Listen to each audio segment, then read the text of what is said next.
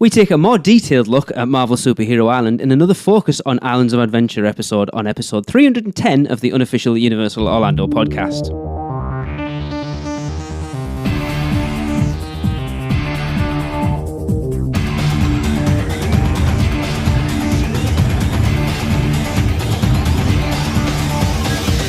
Hello everyone, I'm your host for this episode. I am Lee. I was going to try and come up with superhero alter egos for us all, but I couldn't think of any, so I didn't bother. So joining me is Tracy. Hello everyone. Podcast girl. There we go, we'll give you that one. Podcast girl. Wow. Lame. And of course, Chris. I'm Batman. Oh, that's the wrong one. You can't have that. Oh, damn it's it. DC. Darren is still suffering from a poorly throat. He is. But joining us is Marvel Superhero Island superfan, and this is his real name. So cool. Darrell Xavier. Hey, Darrell. Xavier. There are no eggs in it. Xavier. Xavier. Yeah, but that's a northern thing in me. Xavier, sorry. And unfortunately, no, I'm not Charles's son. You beat me to it. I was just going to ask that question. Do you have mental telepathy, though? Yeah, I have a whole range of powers. Don't tell him what I'm thinking right now. Okay, I'll tell you after the show. Okay, Awesome. Right. So, unlike our previous focuses on Islands of Adventure, which have been on Port of Entry, we've got a bit more to talk about in Marvel Superhero Island, such as attractions and shops and restaurants. But we're going to leave them until, because I think we'll quite easily get 3 or 4 episodes out of Marvel Superhero Island. Got some guests lined up, hoping to get some more lined up. But I think we'll concentrate specifically on the island itself, kind of like we did with Port of Entry, just look at the theming of the island itself. So before we get into our sort of round table discussion, we shall begin with a little bit of history. And Darren's not here, so I will take his first one. So of course, Marvel Superhero Island opened at Universal Islands of Adventure with the opening of the park in 1999, and it was the first land you encounter as you move clockwise around the park. But the area was not originally supposed to be based on Marvel characters. Oh no, it wasn't, as we know. Yes, the 2 areas either side of Port of Entry were originally supposed to be based on the DC characters Superman and Batman. See, Chris wasn't far out I then. know. With the Marvel Island being themed to Gotham City and the main attraction being a penguin-themed roller coaster. Now, once this deal broke down, the deal with an In Dire Straits Marvel company was done and was signed on March 22nd, 1994. This contract stipulated that MCA will construct a complex of attractions, stores, and food venues heavily themed around the Marvel properties under the Marvel Universe banner at the second gate. And the attractions that opened with the land back in 1999 were the Incredible Hulk Coaster, Stormforce Acceleratron, Doctor Doom's Fear Fall, And a first-of-its-kind motion-based 3D dark ride, The Amazing Adventures of Spider-Man. Superman? No, that's because Tracy was talking about Superman, and I'm Oh, just so that's right. grateful that it became Marvel, not DC. Blame What? me. Anyway, a whopping 19 years later, these rides are still there as part of modern-day Marvel Superhero Islands, but back in 2012... Spider-Man was given a new 4K re-rendered film and new soundtrack. And in 2016, the Incredible Hulk Coaster reopened, having been retracked and given a new entrance facade, queue line, and even an onboard audio soundtrack created by Fall Out Boy's own Patrick Stump. Oh, I approve. No. I like a bit of Fall Out Boy. I can't believe the 4K was 6 years ago. Yeah. Wow. I think it was one of Yeah. the first. I think it was one of the first bonus episodes we ever did of this podcast. Was the announcement that they were doing that, and I think at the time it was Jimmy Neutron closing to become Despicable Me. Mm-hmm. Yeah. So that's the sort of history around it. A brief sort of plotting of it because there's a lot more to it. It was a deal that at that time, Marvel needed it desperately, and when you look at what the impact it's having on Marvel Superhero Island today is quite an interesting one. I'm sure we'll get that at some point. But what I wanted to sort of talk about first was just the theming of the land, kind of like we did with Port of Entry, to just discuss the land as a whole. And I also think we need to split it into how it would have looked when it opened, and then obviously discuss how that land sits in Islands of Adventure in the current day. Mm-hmm. Now, Darrell, you're our sort of Marvel superhero super fan. And this isn't something you can specifically sort of talk about because you're very much a newbie. Yeah. Only been the last 2 years, although we went over several days. It wasn't literally just 2 days, but the last 2 years. Although having seen something on the TV when I was knee high to a grasshopper, it's a place I had wanted to go for years and years and years. And then eventually at the age of 39, I got to go. Yay! You really are a newbie. I thought I was old when I went for the first time. But just has the complete capability. It doesn't matter. Part of its beauty is it doesn't matter how old you are. Yeah. It will reduce you to a 10-year-old kid. Absolutely agree. I think that's Islands of Adventure as a whole. Yeah. Yeah, definitely. So we'll go back first off because Chris, you're probably the one that'll have seen Islands, have seen Marvel Superhero back in the day. Yeah. Comparing it to how it feels now, how did it feel back then as an area in a brand new theme park? I mean, how did it feel back then to me as a kid coming in there? Yeah, it was awesome. It was really cool. I was a huge Marvel fan, so I used to watch the X-Men cartoons. I had comic books. I had the cards. I was all into it. So seeing this come to life in a theme park was, mind-blowing to me at the time. And the theming at that time, I think fit perfectly fine with the year, right? Yeah. Mm-hmm. At that time we didn't have, all what Marvel is today, right? We didn't have like that idea and perception of how characters are and look and storylines and all that. We were going based off of the comics and the animated series that was on TV and everything. So those, I think the park kind of really fit in line with everything that we had for Marvel at that time. The thing is that when you go to these theme parks, it's bringing the IP that you're talking about from the screen or the page into 3D actuality. Yeah. For someone who's not who sort of didn't grow up with those cartoons and comics and stuff, Darrell and Chris, obviously you two really did. Does it feel exactly what you would wanted it to have been? Yeah, I think it does for me. I grew up reading the comics. Through a good friend at school, I picked up my first X-Men comic when I was 14. And then got into, we're talking back in the days of taping things on TV. Oh, yes. VHS versus Betamax. Got into the cartoon, and the cartoon even in itself, although nowadays you look back at the animation and it's not that fantastic, but it was the first time that, pretty much. But it's the first time that these characters and the stories that you've heard in the comic books and even the crossovers were brought to life on screen way before the movies and anything like that. So to see it there physically in front of you is, wow, yeah, I'm on a comic book street.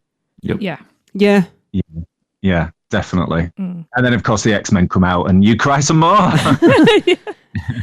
But yeah, even things like looking on YouTube at the character meets, and sorry if I'm digressing, Lee. Oh, no, it's fine. It's just a chat. Yeah. It's somebody in a costume, but when you're there in person, it is absolutely mind-blowing. Yeah. Even the actors that play the characters know their backstory. They know. I remember last year, Cyclops jumping in on a photo op that's usually only two of the other characters, and just having this entire conversation about the whole Cyclops was right storyline. Oh, wow. Yeah, and I was like, wow, you do actually know your stuff. Yeah. And Storm was disagreeing with him, Rogue was chipping in as well. I was like, I am in absolute heaven. While there's an angry face of other visitors in front waiting to have their photo taken, and then the photo op closed, and I've just skipped off. Well, that's the thing, Chris. I know from you doing the character meet and greet that there's still, those characters are still in there. Was it Storm you had a conversation with briefly about Black Panther? Yeah. They do know their storylines, and they were completely in character. Like, they did not jump out of it, and they were pretty good at kind of responding to things that I would tell them.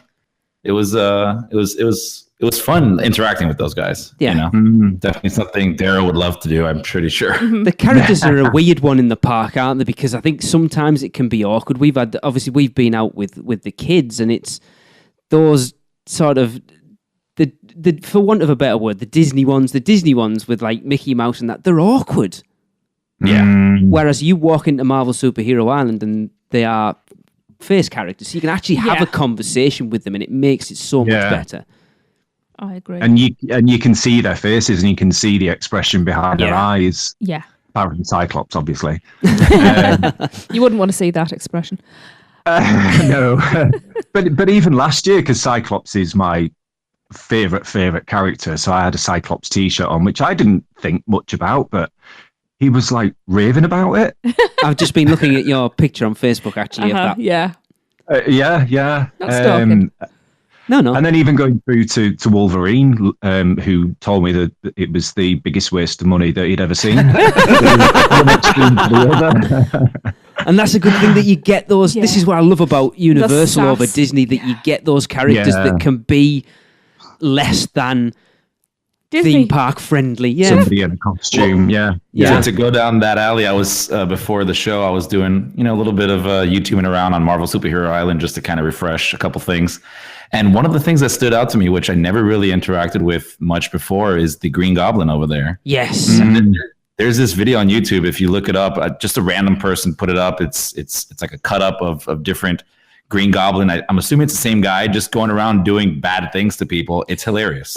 The guy even he went to go take a picture with a mom and a child, and they're there posing, and some guy just not paying attention is about to get in the way with his girlfriend in front of the camera, and he just goes ballistic on him, screaming, "Hey, don't you see her taking the picture?" and scares him away, and then goes back to take the picture with the family. It's awesome. Oh, that's funny. Brilliant. Yeah, he called me a loser the last time we were there because we know a good friend of the Green Goblin, yeah. so I shouted that this person said hello, and he just turned around and did the L on his forehead at me. Cheers for that. Brilliant. But Tracy, you haven't said much so far. Marvel Superhero Island. Put me on the spot, why don't you? Well, it's supposed to be. We're all supposed to. It's a round yes, table. but I am the polite one. Don't be polite. Just jump in. Oh, at least give me that. But no, I'm sitting here and I'm thinking that with it being 90 now and the park was open and all this was being built, we hadn't had as many of the movies, had we? Any? No, not at all. So we've got it's straight from the pages of comic books. Yeah. Because I think if it had come later when the movies had started coming out, it would have looked very different. I think it would have been more cinematic universe. I don't necessarily know whether they'd have got that contract at that point. Well, no, I was going to say, that's what I was just about to say, but then again, they wouldn't have had the contract. But I love the fact that you do feel, especially I'm really getting into comic books now, and I love the feeling of you're stepping into the pages of a comic book. Yeah, comic book does feel like even a comic. down to the road surface and the pavement. It's that colouring that's like how you see it coloured in the comic books. Yeah. You know, it's so immersive. Yeah. You know. And even the simplicity of the shop names like Fruit and Comics. Yeah. Because when you read in a comic book, that they're always in the background and that's what you see. Yeah. It doesn't have a store name, it's got to be descriptive. Yeah. Like cotton candy. So even that. Yeah, exactly. Yeah. It's interesting looking back that obviously when they signed that deal, Marvel wasn't a huge deal at that point. Not like it is now.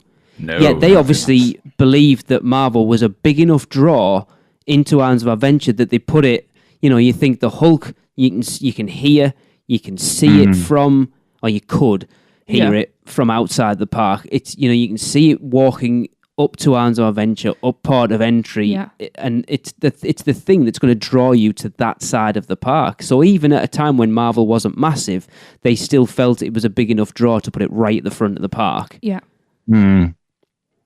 Yeah, definitely. Yeah, and just visually as well, it's just stunning. It just looks the absolute part. It really does. They set out to create a comic book street, and they have definitely. Yeah, I think sometimes to its detriment. I think I've commented on the show before that I feel the entrance to Spider-Man is a little understated. When people talk about the Amazing Adventures of Spider-Man, it's usually followed by the greatest attraction in the world. Yeah. Yet the entrance to it's very nondescript. I actually know people like who've been it. to that park Yeah, can't and walked find past it and didn't know it was there. Believe it or It's not. about 100 foot high. How can you miss that? But it's not like you look right in front of it. Yeah, but you walk in and the Hulk's there. Mm-hmm. It's just the outside of I a get you. building. Yeah. Speaking of Spider-Man. You're walking into the Daily Bugle. Yeah, very This is true. it. That's what I was exactly. gonna say. It is you are walking to a newspaper office. Yes. Now, speaking of Spider-Man, has anybody seen the red webbed flag? No. No, and I have don't not think got so, that no. in my hidden details. Oh no, I've got here. plenty of things that aren't in there. And this is my own research. This is what I've found, not what I've got from somebody else. Okay. So there's nobody else to credit but me. These are from my own photographs. And things that I was remembering, I've had to go back through today and look through my photographs to make sure I'd got my facts right and stuff like that. So you know where the Superman store is, the exit to the ride? Superman. It's Darrell's fault. I'm blaming Darrell. Your fault. He threw me under the bus earlier. I'm dragging him with me. The Spider-Man store. Yes. This is, on the top of there is a flag and it's red with white web on it. Oh, awesome. So there you go. Interesting. Oh, yeah. Yeah, there's a lot of stuff I found when I was doing some research for this episode that I didn't even see in that park. I have to go back and go look for these things. There used to be Photographs aren't interactive yet, I'm afraid. back in the day, 2004, 2005, there used to be a website. There was actually a podcast for a while called IOA Central. And I always remember coming back from our first trip over there and being obsessed with Islands of Adventure. And they wrote an article that was a real in-depth look of Marvel Superhero Island. And Eric Yates and Rachel Yates, who now run Behind the Thrills, it was their website. And unfortunately, it's not there anymore. And I've tried to find it in the Wayback Machine. I couldn't. But it was an exhaustive list of all the little hidden details and things that I cannot find it anywhere. But there are a hell of a lot of hidden things in there, which we will get to later. I was going to say, one of the things that I like, and you're saying sometimes you feel it's a bit over-themed, but it's even little things like the manhole covers. See, no, I love them. And that to me is just, because it's little things like that if that's not right, that pulls me out. Yeah. You know, so you are actually in that realm. Because there is one at the entrance to Marvel Superhero Island, and there is one at the exit of Marvel Superhero Island. I will categorically state now when, and I will say when, not if, that deal gets sorted out with Disney and Disney get the theme park rights to Marvel back and Marvel Superhero Island becomes something else, because I'm sorry, Darrell, it will happen at some point in the future. Sadly. Over my dead body. It will happen. It is definitely a when, not if. They better sell those manhole covers in Williams of Hollywood Prop Shop, because I want one. They would make nice earrings. Oh, amazing. Now, bringing it up to modern day, the theming of that land is very different looking at it through 2018 eyes, because Marvel is a very different thing now. People, you mentioned Marvel to people and they instantly go to the cinematic universe. Yeah. Now, one of the things that they've done recently that, Darrell, you mentioned in the history bit at the beginning, that they retracked the Hulk, they did a new queue for it, and they did a new entrance for it. And they brought it up to a bit more into that cinematic universe. I know they've changed the character costumes out of Captain America and Spider-Man a little bit to be more like the cinematic universe. And I know they're not allowed to use it, but they are more in that theme now. The Hulk statue outside of the Hulk coaster is a little bit more in keeping with the Marvel Cinematic Universe. Now, I expected them to go through the rest of the island and do that. If they don't, how do you... And Chris, you chime... Well, everyone, again, this is just a roundtable discussion. How do you feel that the theming of that land sits in 2018?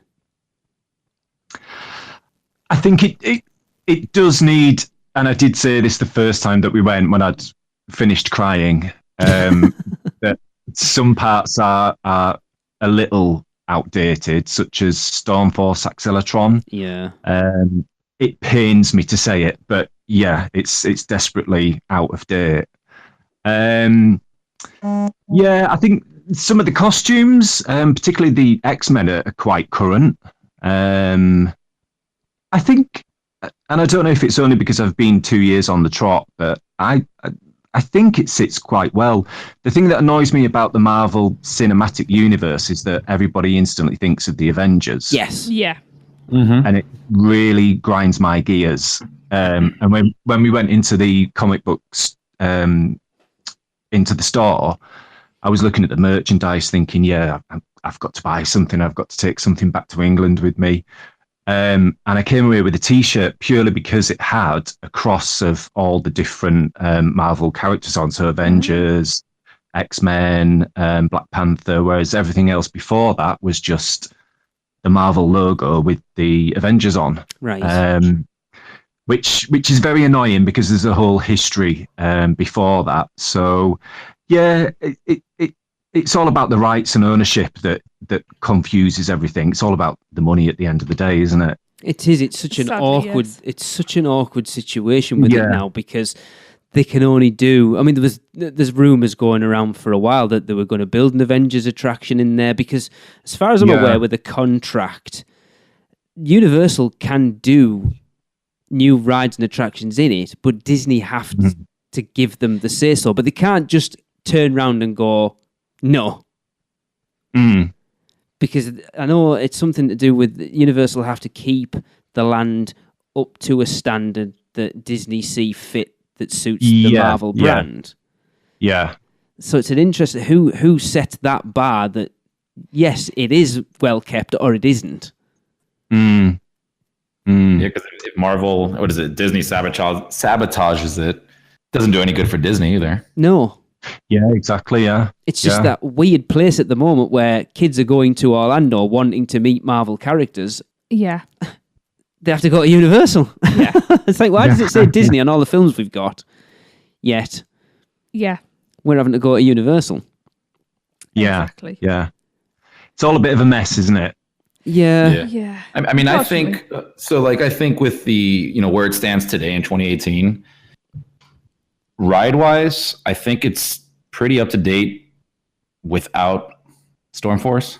Yeah. Because it is a dated ride. I mean, it's just a little extra ride there, right? Just to take up some space, take up some people, right? Yeah. I think Spider-Man holds up amazingly till today. Yes, without a doubt. That's No what, a pun intended. 20-year-old attraction. Yeah, at this when point? you consider they've built virtually a copycat attraction in the next park on a different franchise speaks to how good the level of that attraction still is. Yeah. Yeah. I mean, that holds up, amazingly. Hulk is a coaster. So, Yeah. it is what it is. In reference to the land and theming and everything in there, my personal feeling on that is I don't think you could go and partially do upgrades to that land. Right. And the reason why is because that land, screams a certain type of Marvel franchise, a certain type of, genre, generation, whatever you want to call it, right? It'd be very difficult to go in and throw Deadpool in there, for example, or go in and update costumes on some of them that, match maybe the Avengers movies, right? But then leave the others and then still have this other outdated land in there. I think for what it is, it does its job. If you were going to update it, you'd have to do the entire thing and bring it to today's suite. Exactly, which is not going to happen. No. No, what worries me is you're going to get families who go to Islands of Adventure and the kids want to go meet the Marvel characters and ride the Marvel rides and then come out of that land going, well, that wasn't Marvel. What the hell was that? Yeah. Well, that's when you need good parents to show them the old Marvel stuff too. Very true. Yeah. Yeah. At the end of the day, they're all the same characters, just shown in a different... Because that Spider-Man ride, when you look at the characters and stuff, and I think it holds up incredibly well. And the technology as well. Yeah. And a lot of them are in their original sort of 80s and 90s costumes. Yep. Yeah, but they don't look out of place. No, not at all. No. It's what you would expect from a comic book. Yeah, you don't ride that ride feeling, this is a little odd. It feels like 1985. Yeah. It doesn't feel outdated in the Not at all. slightest. Not at all. And I still think it looks pretty cool, actually. I like it. It's one of those lands as well, and we haven't discussed it yet. Once the sun starts to go down it's stunning. and the neon lights come on, Yeah. it's stunning. Best if you're not distracted by a child falling off a curb. No, but it's again, we were discussing before we started recording tonight that the parks are only just starting to stay open later now. So a lot of people won't necessarily get to see a Marvel Superhero Island lit up. Yeah. When it's at its best. Arguably, theme parks look their best at night. Yeah, I think it's when that's the time when you get a chance to just stop and breathe instead of running around like maniacs for 10 hours. Yeah, I agree. And appreciate it and actually stop and look and notice things that you haven't noticed because you've been going from one queue line to another, perhaps, or one meet and greet to another. So it's that time when you stop and you breathe and you look at it and you just think, God, I'm here and this is incredible. I also think that a different lighting pattern, because you've got different, that makes you see different things. Yeah, absolutely. You know. And this is one of my favourite lands when it's dark, though. Okay. Oh, it really is. It's not a land that you really talk about ever. Not really, no, but I don't think we. It's like you talk about Spider-Man, but the land itself's kind of... I think it's because I feel that I'm the Zeus person, so that's where that and Port of Entry, they're my places to defend. Chris, obviously you go a lot more than the rest of us. Discussing what we've just talked about, with it being a sort of weird juxtaposition to what people think Marvel is and what Marvel Superhero Island is. Have you seen any drop in the numbers of people in that area? Not really. Still heaving all the time? It's still, it's still packed. The Hulk still gets, up there with wait times. Yep. I think, again, that is the first island that most people go into, right? They don't go right, they go left. They see that Hulk coaster, they're going straight for it. And then you have the rest of the flow of traffic kind of going through the park. So I don't think that, people are going there less because of the new Marvel movies that are out and saying, this doesn't really interest me, right? I still think that they see this and like, this is cool. Let's go enjoy it, all that kind of stuff. And, I think it would hold up itself because you still, like I was saying earlier, the rides still hold up very well, right? If we're talking about outdated rides now that just, are either boring or, just don't make any sense, then maybe you'd probably see, less attendance there. But no, you still have the Hulk, you still have Spider-Man and, a great light package at nighttime. Yeah. Yeah. I think that's the thing, that it has got two of the best attractions in that park. One of them you can see from all around City Walk. So yeah, people are still going to go in there and hopefully go in and go, it's not what I think Marvel is now, but it's a pretty cool land. Yeah. Definitely. Yeah. Yeah. And even as you guys and Chris said before as well, every time you go, you see something different. Hey guys, Michelle and Robin here from Mouse and Muggle Travel Company. Sorry to interrupt this awesome episode of the Unofficial Universal Orlando podcast. We promise not to bore you this time. So, blah, blah, blah, we sell vacation packages. And blah, blah, blah, blah, blah, we're experts on Universal and Disney destinations. And blah, blah, blah, our services are free to you. But what you might not know, we're just a couple of super cool ladies who like to have fun and know all of the tips and tricks to make your vacation all you had dreamed it would be. You can learn more about us at mouseandmuggle.com and fill out a quick quote request form while you're there. Just be sure to let us know you heard about us from the UUOP. And remember, whether you're a mouse or a muggle, Mouse and Muggle Travel Company can help make your next vacation simply magical. So, right, yes. So that's, the theme, and it's a very different land to Port of Entry. When we did our focus piece on Port of Entry, it's very beautiful and very serene, and this is it's a complete 180. Oh, it's a completely different energy from that. Absolutely. And I want to talk a bit more about what gives it that energy a little bit later. But we were talking about the theme, and one of the biggest elements of Marvel Superhero Island are those huge character cutouts. So I decided I was going to drag our YouTube video up and go through and try and document all those exterior characters. Now, I know there's some inside, One of them we'll mention a bit later. But the ones on the outside of the buildings, because I don't know whether... I've never seen anyone do like a comprehensive list of all those characters. Now, Darrell has assured me that he knows his Marvel characters very, very well. So we are going to read out... No pressure. The obviously. The superhero names, and Darrell is going to give us their actual names. We'll try.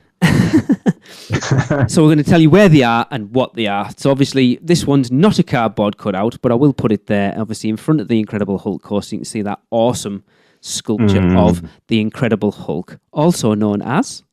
Bruce Banner. Or David Banner, depending on... Yeah, which universe you're in. Version. Yeah. That was the Ang Lee one, wasn't it? Ding, ding. I don't know what happened to him, don't we? I like the Ang Lee version. I like the 1970s TV show, but you know. Terrible. My mother told me about it. With that horrible black wig. Yeah. How do you know about my mother's horrible black wig? Sorry, Mrs. Tracy.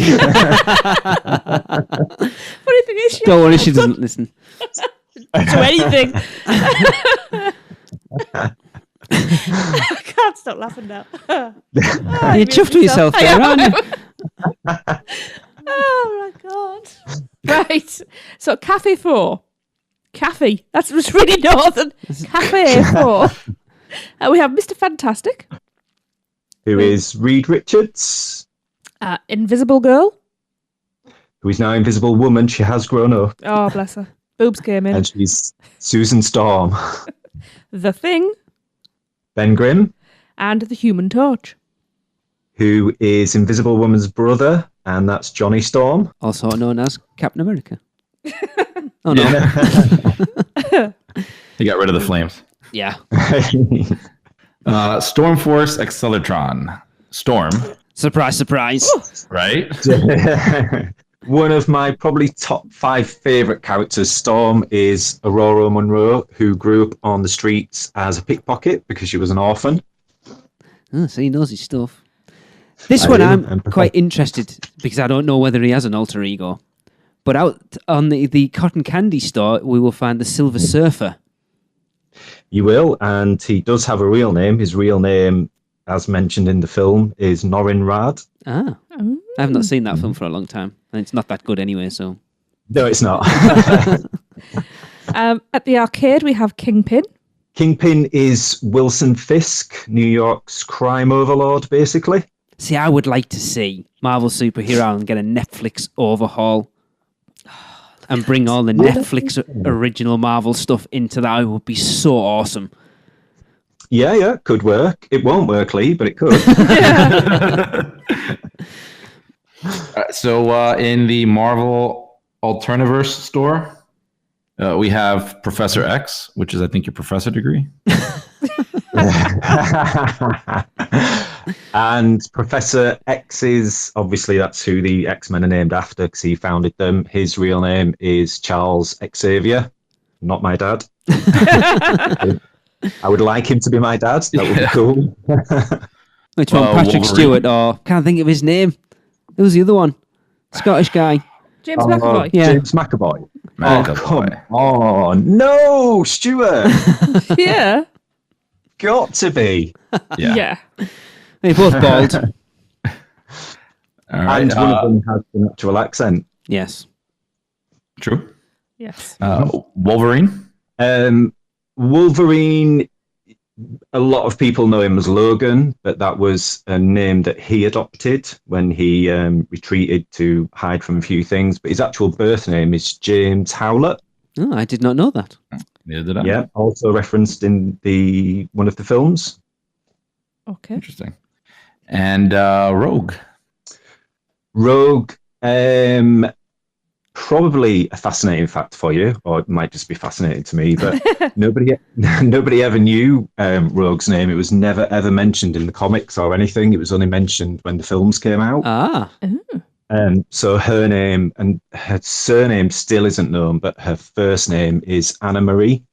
Yes. And did you know as well, having a geek out, that she wasn't originally a member of the X-Men. She was a member of the Brotherhood of Evil Mutants. Oh. No, because I didn't even know what the Brotherhood of Evil Mutants was. Led by Magneto and Mystique. Ah. There you go. This is quite interesting. It is.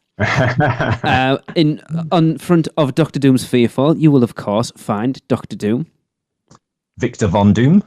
Yeah. Very narcissistic character. Yeah, he was up all night thinking of his supervillain name, wasn't he? Yeah. I have 5 and Dine is Hobgoblin. I believe, I could be slightly wrong on this, but I believe the original Hobgoblin was Norman Osborn. But Green Goblin has had many different people take over his persona as each one of them has died. Interesting. Mm-hmm. At the Amazing Adventures of Spider-Man, we have Spider-Man. Yeah. Everybody must know this. That's Peter Parker, photographer for the Daily Bugle. Yes. And about 12. Yeah. And the comic book store, we again find Storm. I find it strange how she's in 2 different places. Yeah, Storm, Aurora Monroe. I think part of the reasoning behind that is that have you been on Stormforce Accelatron and died? Yes, I haven't been on it. No, yeah, puked. Oh no, didn't go fast enough for me. It did for us. But if you listen to the audio, Professor X, I guess much like Cerebro, the machine that he uses to amplify his powers, he's built Accelatron so that humans can be used in it nicely and friendly and harmlessly to use their energy to amplify Storm's energy.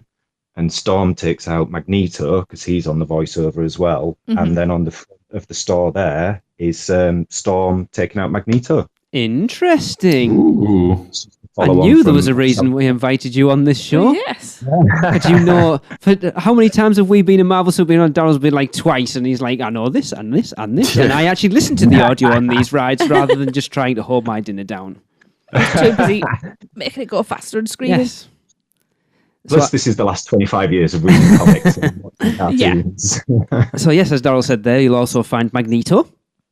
Who is Eric Lensher, Magneto, who's another fascinating fact for you, whose kids are actually, he has 2 kids, are actually the Scarlet Witch and Quicksilver. I did not know that. Interesting. Yeah. That's interesting how the Marvel Cinematic Universe got round not having the X-Men as part of their roster. Mm-hmm. Exactly, yeah. But yeah, they have 2 kids. Interesting. Okay. Yeah, they used them as enhanced in the new Avengers movies because they couldn't use Xavier. Or Magneto, I mean. Yeah, probably so, yeah. Interesting. I'm learning lots of new things here. And a character that, I'll be honest, other than Marvel Superhero Island, I have never heard of, the Submariner. Well, his real name is Namor Mackenzie.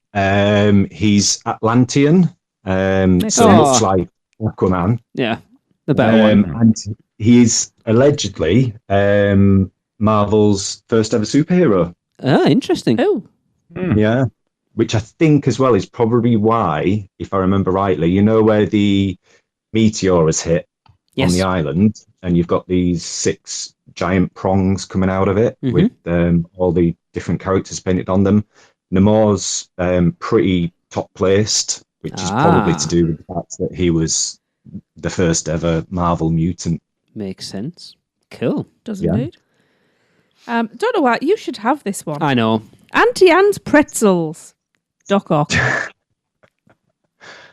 Doc Ock. Yeah. That sounded like something else then, sorry.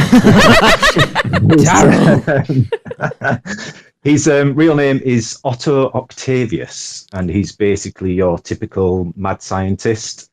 Dealt a lot with atomic physics, which is why he built the 4 extra arms that he's got, because they're radiation proof. And they're controlled by the brain, so it was to assist him in his research and his production and stuff. Because he's actually fighting Spider-Man at that point. If you look, the whole thing's like stretched between the entrance to that and where he is. Yeah. Now, I've always liked his name, because it's Octavius, but obviously he's Octavius. And he's added the 4 extra limbs, so he's got 8 limbs. From years ago, I thought that was quite, it's very subtle, and I like things like that. Yeah. You can Now see that from- popping in Stanley's head. Yeah. Now, from the world famous fruit stand, we have Electro. The first Electro, again, he's another one that's had a lot of personas, but the first Electro was Maxwell Dillon. Okay. That name's Struck by familiar. I don't know lightning. why. Yeah. Okay. And this one's going to be a hard one. Iron Man. Ooh, can I come back to you on a later podcast? He's obviously Tony Stark, the billionaire entrepreneur and playboy. Yeah. The Marvel version of Batman. Yeah. On the Captain America diner, we have, of course, Captain America. Who is Steve Rogers, super soldier. Of course. MODOK. Yeah, this is a weird one. His real name is George Tarleton. I think I've pronounced that right, of Tarleton. He was basically, there's an organization called AIM, which is Advanced Idea Mechanics, who were working on creating the Cosmic Cube. George was like a lesser technician, and he was experimented on by the other scientists who were desperate to find out what the cube was all about. And his name actually stands for Mobile Organism Designed Only for Computing. Does anyone want to tell him that a K doesn't stand for computing? No. Listen, Lee. Hold your horses. All right. You tell him. When he went a bit psycho and took his revenge on the scientists who sort of harmed him and used and abused him, and it was MODOK himself that changed the C to the K, so he became the mobile organism designed for killing. Ah. Ooh. There you go. I'm enjoying this. I'm finding out some really geeky stuff. It's awesome. I feel so sad. No, it's brilliant. This is, you're joking, we talk about theme parks every week. This is what we do. And of course, Thor is on there as well. Thor Odinson. Yeah, of course, he's Odinson. Really, That Lee. makes sense, Yeah. yeah. I saw that light bulb of Oh, yeah. realization there. I felt there was a bit of a pause then. Thought, have I got that wrong? I don't know, I kind of thought he should have had of course his name's Thor, isn't he? He doesn't actually have a superhero alter ego. That's his name. Yeah. The ice cream shop has Iceman. Of course. Another one of my favourites, Iceman, is Bobby Drake, who had a bit of a fling with Rogue. Yes. And did you know as well that he's in another comic timeline, but a very recent one? He's the latest superhero to come out as gay. Oh, Okay. okay. Yeah. Cool. That was after Rogue. Oh, God, it's Anna Paquin. She's enough to turn anyone gay. Yeah, just kind of went down south. I can't stand her, I'm sorry. Rogue? Yeah, no, Really? Anna Paquin. Oh, That's Anna not Paquin. Rogue. That's Paquin. just. I don't like her. Wish you would pack it in. Paquin. I call her Paquin. Well, because you want to send a pack in. I just don't like her. We know. This is the outdoor queue of Spider-Man. We have a statue of J. Jonah Jameson. Yep, which is his real Yeah. name. He's the editor-in-chief of the Daily Bugle. Come on, we want geek cred. What does the J stand for? Oh, I think it's James Jonah Jameson. I'm not sure, to be perfectly honest. Ooh, they got sloppy at the end. It would have been. Come on, Chris. It would have been funny if it was like Homer. He spent It's all just that time looking to find out what J stood for, and it was J. yeah. One of you guys tell me what it stands for. John. You're just making this up now, aren't you? According to Wikipedia, Oh, the very reliable that's- source. it is John Jonah Jameson Jr. There we go. I've it's learned 4 something Js. as well. I know he shouts a lot and throws papers and pencils around. It says Jameson is also the father of John Jameson, the Marvel Universe supporting character who, in addition to his job as a famous astronaut, has become course. Man-Wolf and Man-Wolf. Star God. Jesus, their names, aren't they? Yeah. Somebody spent a long time thinking those up. Star God. Interesting. But yes, speaking of those art pieces among Superhero Island, and of course, when that land eventually gets pulled down and they put DC Land in there, I want one of those. But it's quite commonly known among theme park nerds, such as ourselves, that the artists weren't allowed to sign their artwork for those character cutouts. And Adam Kubert, who did all of them, I think, still managed to sneak his first name in there. So next time you're in Marvel Superhero Island, go and have a look and you'll find sneaky little Adams written in creases of clothing, in like fist hands. It's very clever. Yes, very, very subtle. I am trying to get hold of Mr. Kubert at this point to try and have him on the show. Right. I am trying to decide what to do right now because we've still got a lot to cover. Okay. Uh-huh. And we're about 50 minutes in. Ooh. So I feel that we might... Darrell, would you be available in 2 weeks to carry this on? Yeah, of course, yeah. Does that make sense to everyone? Chris, are you all right with that? Yeah, it's cool with me. Awesome. Right. Well, this was going to be a lot longer because we've still got quite a lot to cover. What? Are you all right? I'm fine. I've just got to... I actually have a question. All right, then. So For Darrell. Originally, we had a lot more to get into in this episode, but we've gone quite a long time. So with Darren not being here, I think we're going to put this off for another 2 weeks and we'll wrap the rest of this episode up in 2 weeks' time. But Tracy, you said you had a question for Darren. Yeah. Darrell. Sorry. Yeah, Darrell, yes. Darren and Darrell. Yes, they're very alike. There's only 2 letters difference. Yeah. And different accents and time zones and... They're on the internet. To different people. Anyway, yeah, I know. Get on with it. Anyway, so, as I was going through all my photographs and things, in Spider-Man, you know, as you're going through, you have your ride zones. So obviously, your scoop is taking you off to different areas. Mm-hmm. Do you know where each zone would take you? Even though technically all take you to the same place, but we're playing along with the universe here.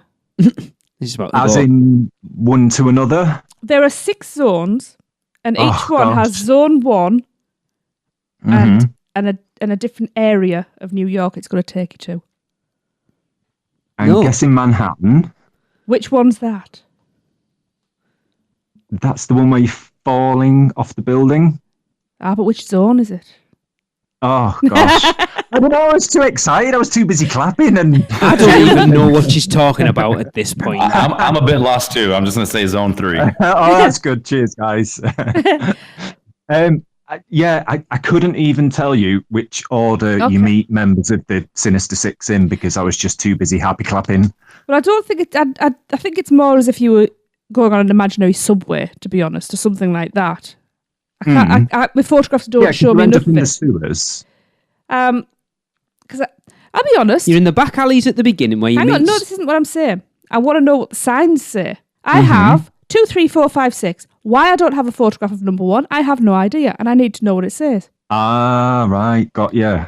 Spider-Man's back alley. However, if you could name the other 5 places in no particular order, that would be cool. Places? Yeah, which these zones are areas of New York. I said Manhattan. Yeah, Manhattan's 1. That's zone 6. Long Island. Is zone 4. I asked Darrell. Isn't one of them the bridge? There's a bridge in there, isn't there? Which bridge? Oh, God, I don't know. Just name a New York bridge. Brooklyn. Brooklyn Bridge. Brooklyn. There you go. See? Zone 3. But don't you meet Hydro Man as well? So that's in a sewer. In the sewers, yeah. So I'm now wondering if these are the order of what you go through. Do you end in Manhattan then? Obviously. The Statue of Liberty. Yeah. Yeah? Yes, you do. Yeah. So you come out the sewer and then... We weren't supposed to be talking about the bloody rides. I know, but this, it's not. I thought this would be quick, to be honest. He's a nerd about the comics, not the bloody ride. I know, but, That's us. Yeah, exactly, and we don't know either. You two help out. Mind you, she didn't ask you. Chris, did you know? No. This is what happens when Lee goes on the rides I won't go on. I walk around and take photographs. So you see a completely different side of it. Completely. Because I'm not stupid and I don't do Dr. Doom. I just take lots of photographs in the alley. I will try and find out what Zone 1 is, and I'll come back to that next time. Do. That'd be interesting. Yeah. Hell's Kitchen. Yes, I'll try and find out. It wouldn't surprise me if it's Hell's Kitchen. Yeah. There's a back alleys. So we have Staten Island and the Bronx as well. Yeah. I will try and find that out, and it'd be interesting to see if it is actually the order that you go through the ride in. See, I know we weren't again. We said we weren't going to talk about the rides, but if you look in the queue video for Spider-Man, obviously all the way through the ride itself, it talks about the vehicle being the Scoop. Yeah. Yeah. If you look at the queue video, it refers to it as the Spider, Spyder, and it's it's a what's it called when it's not an anagram. What is it? Acronym. Acronym. Yeah. So it's S.P.Y. So it obviously stands for something, and I have Googled the hell out of it, and I cannot find out what it means. But I am hoping to have someone on the show at some point who worked on said attraction, and then we will ask him. Is everybody done? Anything? Want to say anything else? No, I won't. No, thank you. That for next time. No, it's been what? Enjoyed it. Really did, yeah. Yeah. Good. You know your crap about Marvel. Crap. Hey, we'll have less of the crap, thank you. Yeah. Cool. Right, well, we shall see you back here for part 2 of this in 2 weeks' time. But for now, for Tracy, Darrell, and Chris, I've been your host, Lee. And we'll see you next week. Cut. Print. That's a wrap for another episode of the Unofficial Universal Orlando podcast. Never miss a show by subscribing on Apple Podcasts and leave us a rating and review while you're there. Not an Apple user? You can listen on Stitcher, Spotify, YouTube, iHeartRadio, or your podcatcher of choice. Email us any questions or comments to podcast@uuopodcast.com. Follow us on Facebook, Twitter, Google+, YouTube, Instagram, and Pinterest. Just search UUO Podcast. Keep up with the latest news, rumors, and updates on our blog at uuopodcast.com. Thanks for listening. See you next week.